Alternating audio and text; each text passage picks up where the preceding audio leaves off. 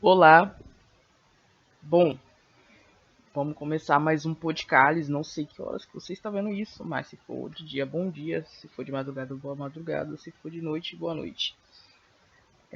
Então, vamos falar hoje de pós-política com um texto que se chama Política do Medo do Slavoj Zizek.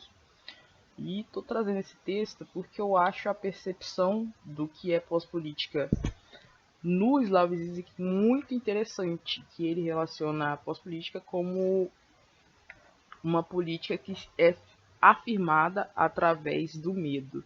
E por que é afirmada através do medo? Para começar a responder isso, vamos falar o que é a ideia da pós-política. A pós-política seria a política que não se afirma como uma disputa ideológica entre esquerda e direita. E isso é muito importante de ser frisado, porque a gente vive um momento no nosso país de avanço dessa configuração política no cenário nacional. Ou seja, pessoas que se intitulam gestores, que se intitulam desalinhados com essa percepção que, segundo eles, estaria já equivocada com o nosso tempo histórico entre direita e esquerda. E esses gestores se manifestariam aí como pessoas que poderiam assegurar uma política de bem-estar e segurança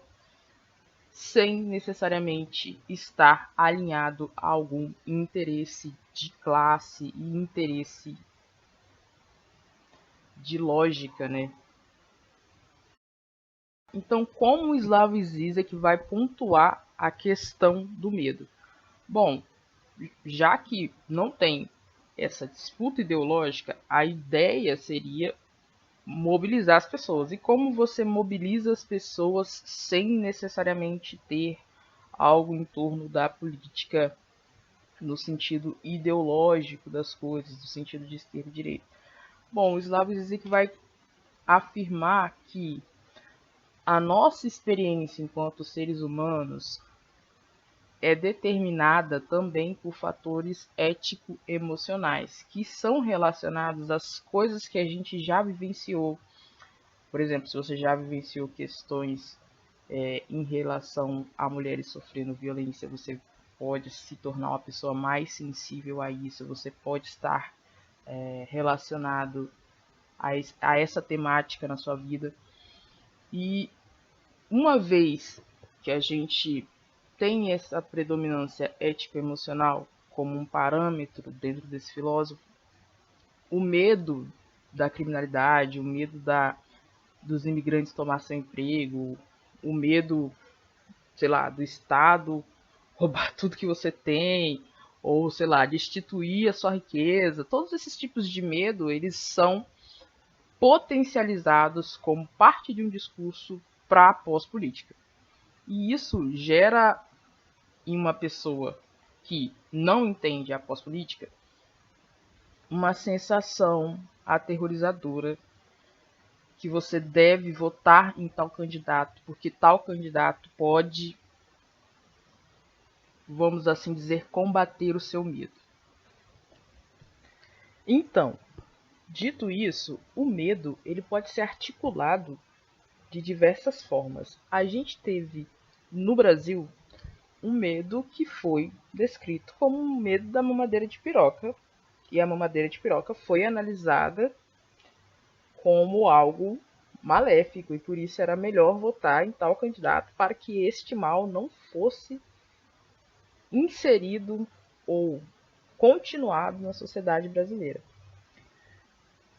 Então, o que o Slavoj Zizek falou faz muito sentido, porque a gente está aí em valores ético-emocionais, ou seja, aquilo que é ligado à emoção de quem está sentindo, né? Tem gente que não vai ter medo de uma mamadeira de piroca, tem gente que vai. Nesse sentido, a gente pode pensar que as manifestações da pós-política, de certa forma, estão relacionadas também com a subjetividade daqueles que estão ouvindo seus discursos. E aí, o Douglas de Barros, que é autor do livro Lugar de Negro e Lugar de Branco, Esboço para uma Crítica à Metafísica Racial, ele tem um texto na Jacobin que fala sobre o antirracismo liberal, onde ele vai pontuar também que a pós-política é bem usada para afirmar que, sendo uma pessoa negra, possuindo mais dinheiro e com isso portando também aí essa forma de mais dinheiro através do uso da roupa e dos costumes, seria aí um ligamento para poder minimizar as questões de impactos do racismo e tal, e vai pontuar como essa fantasia, né, do dinheiro causa uma percepção aí desonesta na realidade, onde a gente encontra também essa outra forma da pós-política, que é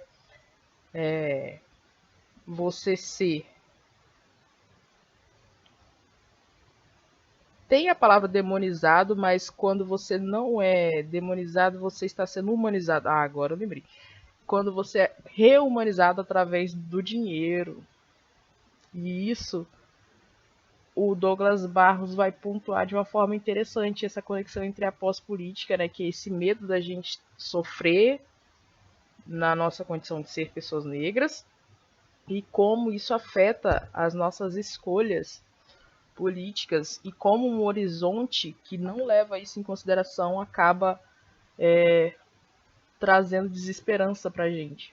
Então, galera, com isso a gente pode perceber que a pós-política é utilizada de diversas formas e ela se configura dentro da sociedade como algo que visa estabelecer, através de uma administração, e aí falando, né, da forma que eu comentei no vídeo, essa administração não seria, no vídeo não, eu esqueço que isso aqui é um podcast, porque vai pro YouTube também, né? Então não é de esquerda nem direita, e nesse sentido ela acaba favorecendo uma visão de neutralidade, mas que a gente percebe que nada é neutro também, né? E aí entra aquela frase, salvo engano, do Sartre, que ele fala: o inferno são os outros, em que essas subjetividades elas são motivadas pelo ético emocional ali que a gente comentou, a se vincularem